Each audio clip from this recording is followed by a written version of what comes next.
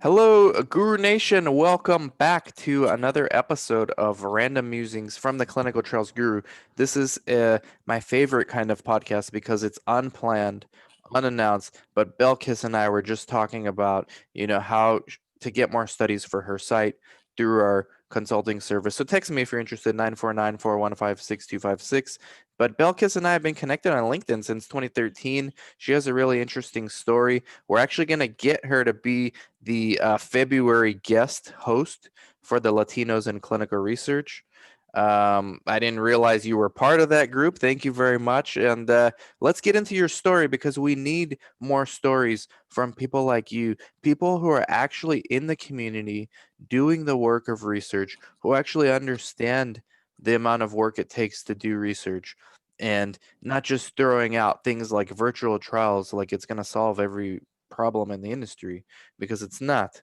The technology tools are perfectly fine, but we need more people like Belkis, not less people like Belkis doing studies. So Belkis from Pharma Research Associates in Miami, Florida, welcome to the show. How's it going? It's going well, thank you. We have nice weather today, and we're having a really good day out here. Considering we're going through COVID-19 and everything, but we're being cautious and we're doing everything we can. Yep. Um, we are part of the community, and we have a diverse community down here. Of course. So we're looking to serve that community. And We let's do let's get some. right into that. I mean, before we get into that, let's get into you. Who are you? Like, how did you even discover research? I discovered research because I was a paralegal that loved. Um, I was doing a medical malpractice, and I was very inclined to doing the medical part of it. I loved forensics, and I loved meeting with the experts, the medical experts. So I loved that side of the story. But I um, then had an opportunity to go into the medical profession or the medical field, and I was working in an office. I started research, and there wasn't I didn't have a whole lot to fill out my applications with, and I just didn't know really how to do things until I came across a person that was very significant in my life. And I say that because she really gave me a road, like a map, like a roadmap. And in this roadmap she explained who each and every one of us was and how important each and every one of us, the role we played. So that is how we came about. So I started going back to school and took great interest. I became passionate over clinical research. And Mm, that's pretty much how I end up again in clinical research. that's So that is, awesome. and then I've worked and till this day. And So before you opened your site, you were a coordinator, study I coordinator? was a coordinator for a doctor's office, and we felt we wanted to do research. We just didn't know how to get the research up and going. Mm-hmm. We didn't know. We really didn't know. The doctor did not have clinical trial experience. Great credentials, but no clinical trial experience, and that was one of our bumps in the road. And By the way, now in 2021, that's less of a problem than ever before in the history of research. there's a lot of great doctors out there that are willing to put in the time, the effort, have the patients. The patients come in to see them for years and years and years, and they are willing to um, go that extra mile for research, but they don't have clinical trial experience. So it's very hard to get them Mm-hmm. into the studies for us. So So when did you decide, hey, I want to start my own site? Like, I started how in did that work? 2012. That started out in 2012. I knew this is what I wanted to do, and I took a big leap of faith, Mm-hmm. and I did. I started going to different courses. I started following you, There we go. and yes, and Thank you. I would always listen. I'm a good listener, and I like to learn. I think we all have something that we bring to the table, and so a lot of classes, a lot of courses, a lot of time. Um, bumps in the road. Uh, but I'm here, and So 2012, is that what you said? 2012? 2012. If I remember, that was when the industry was just starting to get busy again after the Great Recession, right? That is Like, correct, and we were very busy. yeah, it was starting to get busy again. And I remember 2013 was my biggest year as a researcher until last year. Last year was like crazy year.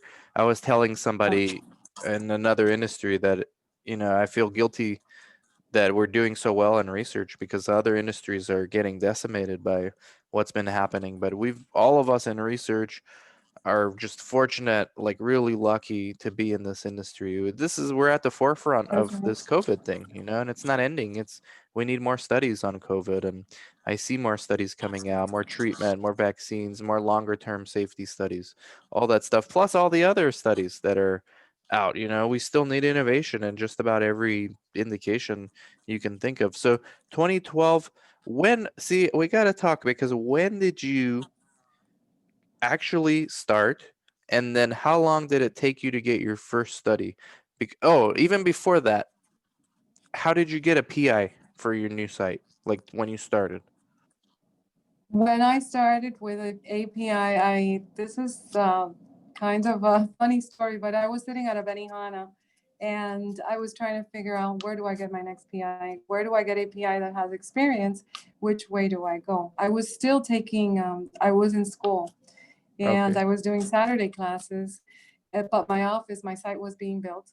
And I came across a doctor sitting at the Benihana teppanyaki table.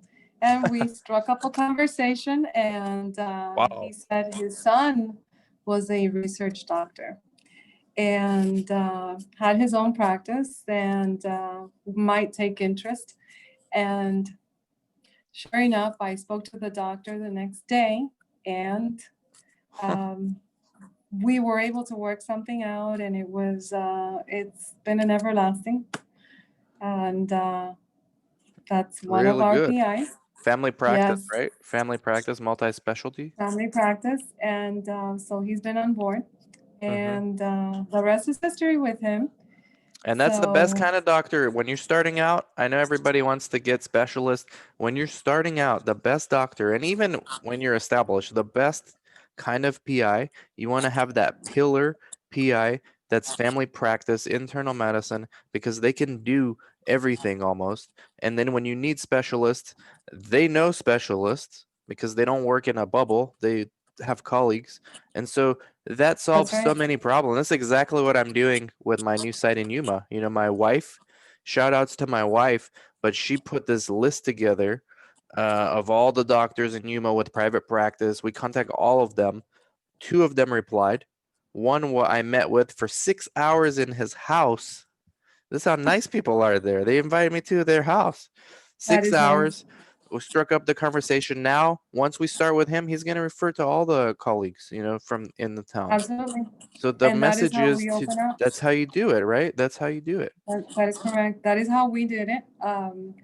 And we have, throughout the years, we've been able to uh, bring in more specialists, and we do have a certain amount of specialists, and that's what is allowing us to bring in certain studies um, that require these Hmm. specialties. And they are the PIs on the studies. And I was telling you before we recorded when we were doing our client call with you, Florida, it's first of all, right now there's changing the demographics are changing with Florida, so there's a lot of people moving in. I think that's going to do really good things for the sites that are in Florida. But Florida has always had the worst reputation, especially Miami, the worst reputation in the industry for research.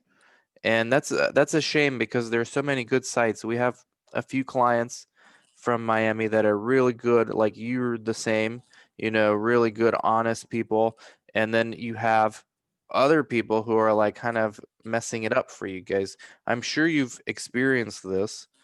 from sponsors telling you, "Hey, we love you, but we don't want Miami sites right now." What do you respond to them when they tell you this? That's some that has been I experienced that a couple months ago. I reached out to a sponsor I worked with a while back, and we did very well on the study. And they said they are no longer working with Miami, and Mm. it gave me a mixed. Uh, I don't know. What is it It about was Miami though? Like why? devastating in a way. Why is it why does Miami have such a bad reputation? Because I'm in LA and I mean, yeah, we don't have a great there's a very competitive here too, but Miami's like for some reason always gets this reputation, this negative association. I hope that's going to change now after COVID with more people moving there. But why is this? Like, do you have any insight into why? I It's hard to say. I mean, everybody, each site has their own procedures and their own protocols and their own rules and regulations they establish within the practice. It depends on your PI, Mm-hmm. um, how how much time your PI is willing to put in, and it depends on administration, Mm-hmm. how Yeah, present you are at your site. I always think like Um, the Miami sites have to work so much harder uh, than sites in other parts of the country. it is Just very competitive down here. It is right. very, very competitive. Mm-hmm. I do think that the studies should not. Sometimes there are studies that are block to block. There, you may find the same study from one block to the next, and that may be an issue. Mm-hmm. Um, that's one of the issues that we do see, and the sponsors do realize that afterwards. They Mm-hmm. realize, well, this is not a great, not an easy study to enroll in yet, but yet we did open two sites, and then one is right next to the other one. Mm-hmm. So that may I be think something. hopefully with the demographics changing so much, like I think it's between Florida and Texas, which one is number one now for attracting most more people moving in. Florida's up there. If it's not number one, it's number two. So hopefully that's going to change a little bit as far as sponsors' attitude towards Miami, because like I said, like I was telling you and Chris before we started recording, our best client is from Miami. And so Right. that's proof that it can be done. I mean, you know. Absolutely. We put in the time. We put in how much time we need to put into Mhm, the study. Uh, we enroll. We uh, our something that is really important to our side is that we can enroll a combination of demographics, that we're not leaving anybody behind. mhm. We They are a sponsors need that. minority owned, and the sponsor needs that. The study needs that. We need to address different populations. So that is something that we do, and we do a lot of networking. We go out and we do a lot of health fairs. Well, now we're not doing that, but we were Mhm, engaged in a lot of health fairs and a lot of different community activities to address different communities and to let them know who we are, what we're offering, um, and make the patient feel welcome, safe, and wanting to let other family members, other neighbors, other people know that research is not so bad. It's a great avenue for healthcare, it's and fantastic. yep, and that you're a medical hero at the end of the day for Yeah, generations to come. So that's what we put out there, and of course, safety first, um, and that's our main one. and we're gonna have you talk on the Latinos in Clinical Research February call. So everybody who's not subscribed, go to latinosinclinicalresearch.com. We're gonna see Belkis as the guest presenter in February. But what is it with Latinos? Why is it so challenging for the industry to enroll Latinos? What is the industry doing wrong? If you were There is nobody who controls all of pharma, but if let's pretend like you were the one, what would you do Yeah. differently to get more minorities, specifically African American and Hispanics, in studies? We have to let them know that clinical trials is a good avenue. It's innovation. It's a good, safe avenue. It's a good approach to healthcare. That is the number one.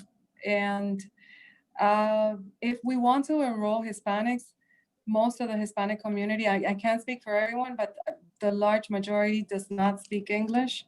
And we cannot enroll that community if it's only an English consent. Mm, We can't even touch these patients.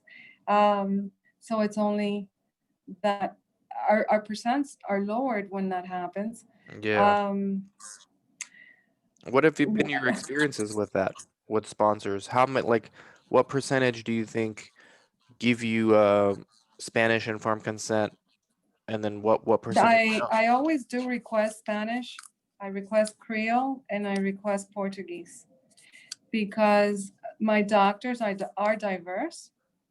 Um, so we have many doctors that speak many different languages in my office. Hmm. So we attract all those populations, and when they do not speak, understand, or read English, and it's an English consent, there's nothing we can do. Hmm. There's we That is a patient that we miss out on, and usually it's a patient that may be an excellent patient in the study.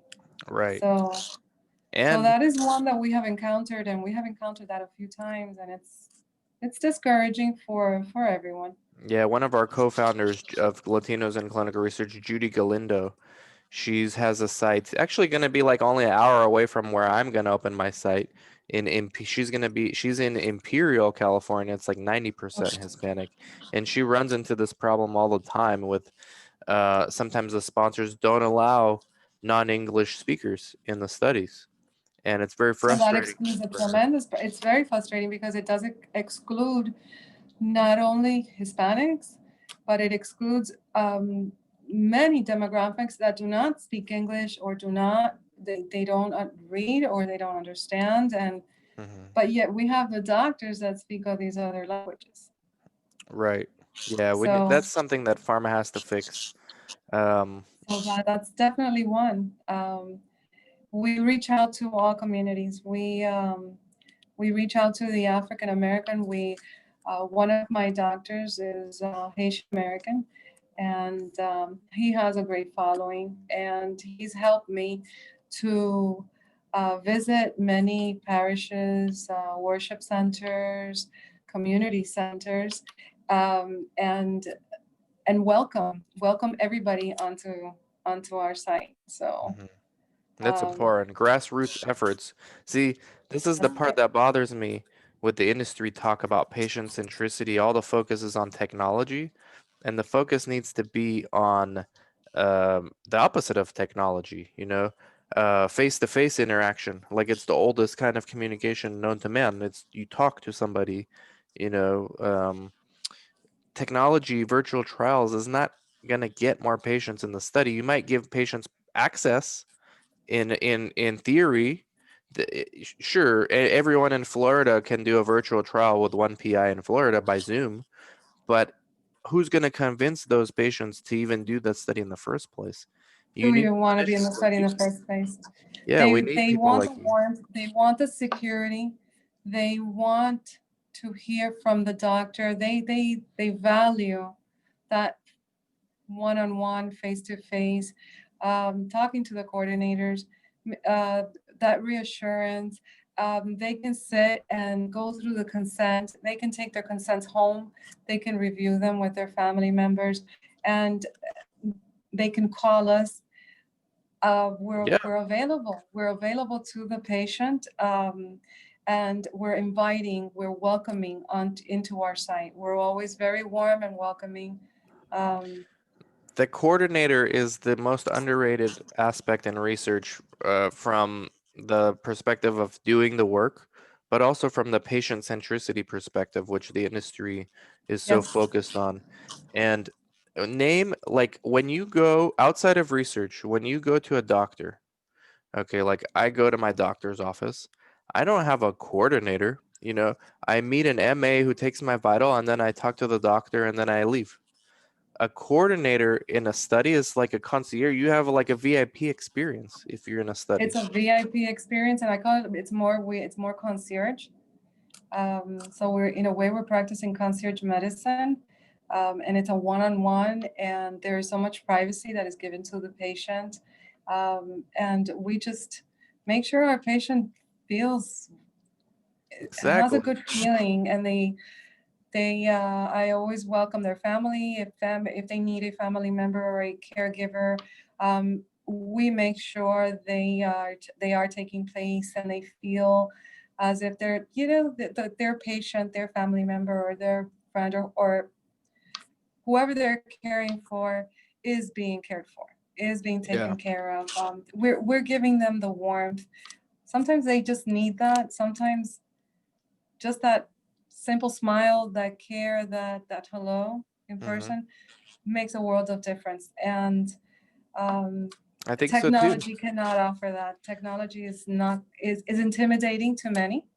hmm It's going to intimidate them. It's going to scare them a little bit, and it's not going to offer them warmth It's not a VIP, that this wouldn't be patient a needs. VIP, even if the way the industry wants to do it is like to scale it. So you're gonna have like one PI in each state. I don't think this is ever gonna happen, but this is what they want. One PI in each state with maybe like two coordinators running the whole show. And you're not gonna get any VIP experience that way as a patient. Mm, Like once you're in the study, forget about No, the whole problem of how to convince people to join the study. That's another problem in and of itself. But once they're in, let's say the few that did get in, well, now they're just gonna feel like a number. Like, okay, this guy doesn't even know my name. I can tell he's just reading like a paper of what's going on right now. That's not the case when you go in person to an office. You know the coordinator. You start establishing a rapport. The coordinator and the patients, they have rapport with each other. And then the exactly. PI as well. So there's a Absolutely. lot that the industry can learn from people like you, Belkis. We need more Thank people you. like you in the industry. This is why we got to have you on the Latinos in Clinical Research February. I'm gonna Absolutely. I look email. forward to it. I Yeah, I'm do gonna look email forward to all the girls in there and get you going for February. And we're definitely, gonna most make definitely. we'll make an infographic to promote your session with the picture and your logo.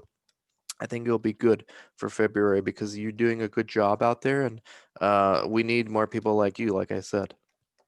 Thank you. I really appreciate that, and I look forward to it. I always love to um, help and put out a good word for clinical trials.